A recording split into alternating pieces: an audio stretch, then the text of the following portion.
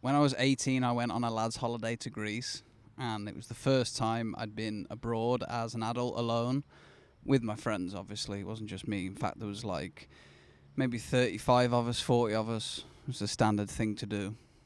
And we get there. Obviously, we're drinking in the airport. We're drinking on the plane. We get to the strip. We're drinking. It's like 4, 5 in the afternoon. Everyone's smashing beers. We're doing shots. The whole 9 yards, soaking it up. Everyone feels free and, ooh, it's cool.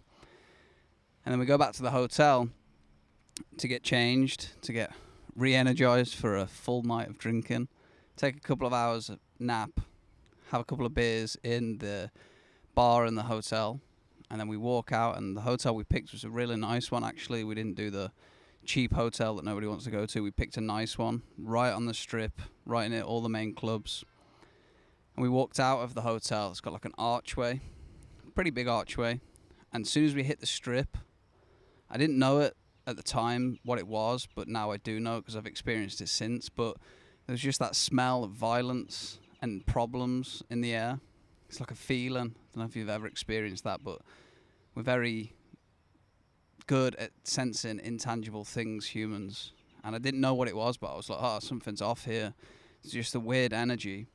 And then as I walked out of the foyer under this arch, this dude just stumbles right into where we were, crashes against the wall, and then slumps down onto the floor. It's like a couple of screams, people freaking out. And this guy, it was just like instinct of me to run over and help him. And I saw real quick that he'd had 2 stab wounds in his back. And I was like, holy shit. My first night abroad, little young kid getting stabbed. It's like, what the fuck? So instinct takes over. I take my t-shirt off. I'm holding it on his back, talking to him, keeping him awake. Not really being trained. I don't think I had any EMT or first aid training at that point. Maybe I did, but this was mainly instinct. I'm holding it on his back, talking to him, asking him what happened. And he tells me that him and his friend had been fucking with some taxi guy. And the taxi guy had flipped on them and attacked them, and he was just involved in that attack, and now he was here bleeding out. And I was like, all right. And I sat with this guy for, the best part of 3 hours, maybe longer, maybe 2.5, but it was a long time because the ambulances and the services over there in Greece just aren't really like what we have in England or America or where else in the more developed countries. They just take their time and they must be busy or whatnot. But I sat with this guy for about 3 hours, just talking to him, keeping him awake, stopping the blood as best as I can. And then eventually the ambulance came, picked him up, carted him off, and then I ended up speaking to him about 3-4 months later. He survived. 2 of the young guys died that night, which is obviously terrible. And it was a lot. And I remember when I left that guy, when the ambulance finally came, I went back into the bar. And it was amazing how quickly I'd sobered up. And I was just crying. My blood was stained, just full red with blood. All my friends that I was with, some people were helping. Some of them were there talking to me, talking to him. But some of them just carried on their night out, didn't seem to care. And I guess that's the part of this story, is that I was there doing what I thought I could do to help until somebody more equipped than me came along to help and do a better job than I was doing. And the reason I'm sharing that is because I feel now the same way about what I believe to be a male crisis. It's like an epidemic of dudes that are just not living the life that they want, not doing the things that they want to do, and as a result, feeling terrible about themselves, feeling hollow, feeling like it's not worth living.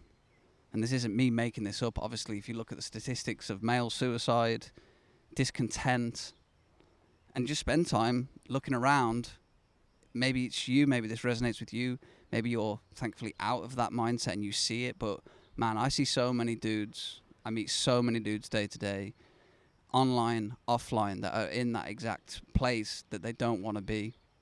And just like that guy stumbling into the foyer, the archway that night, whilst I may not have been the most equipped to help or have the perfect solution, I did my best until somebody better came along to save that guy's life. And the reason I'm doing this channel is because I don't maybe have the best solution to all of the problems that men are facing, but I do know that I have some solutions. And over the last 6, 7, 8 years of living what I consider to be a sovereign life, where I'm living life on my terms, not working a job, not working for somebody else, not being a good boy, not doing all of that shit that makes me feel terrible. I've learned things along the way. And that's what I'm sharing, and that's what my offer is for, the tool rental, the software, the support, all of that is because I know it's a solution that may stop the bleeding for a while for you. It may be a pathway out of the life that you don't want to be in. It might just be that for you.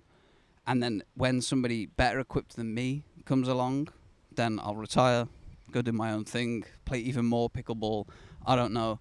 But for now, my life is mirroring that situation. And I'll be honest with you.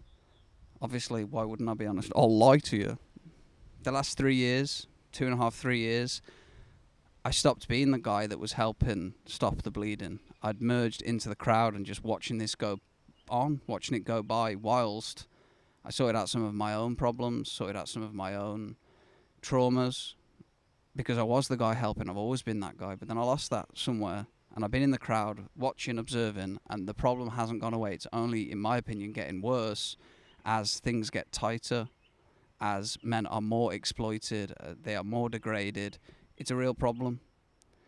So until somebody better equipped than me, and there are people out there, in fact, I help other men who are running men's groups far more established than me. I actually do work for them to help promote their business. I don't see them as competitors because this is a big problem.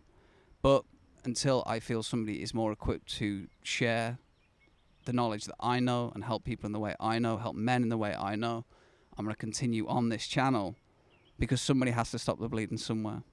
And just like the ambulance that night, it feels like it's a long wait for a lot of men, and that wait can add up to be too long to where the only solution is to check out, and that's absolutely not what we want. So if you are in that place, I don't think I'm equipped for that specifically. There's probably better people for if you are on the brink of checking out. But if you are looking to change the circumstances that make you feel that way, i.e.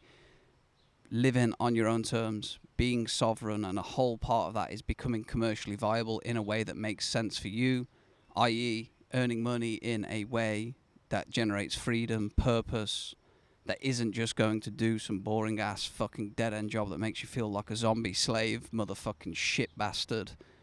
I've been there. Long time ago, but I have been there. Then that's what I'm promoting, because I've done a lot of commerce online. I've done a lot of dealing, wheeling and dealing, offer creation, and I know that the strategies that I use are very, very simple, and it's never been more affordable. It's never been more accessible, because I can now have the ability to rent the tools for you to do that. So I just wanted to share that to set my intentions for what I'm doing here and give you some perspective on a chapter of my life that definitely changed my entire perspective of life. And from that night, I also had other takeaways to do with the news, reporting, media, but I'll report back on that in another video because that is one for another time. But I've rambled enough. If you've taken something from this video, please share this message with somebody, and please check out the relevant links below, because it's time that we just all collectively stop the bleeding and start living more empowered, in my humble, honest perspective. Much love. Have a blessed one. Peace.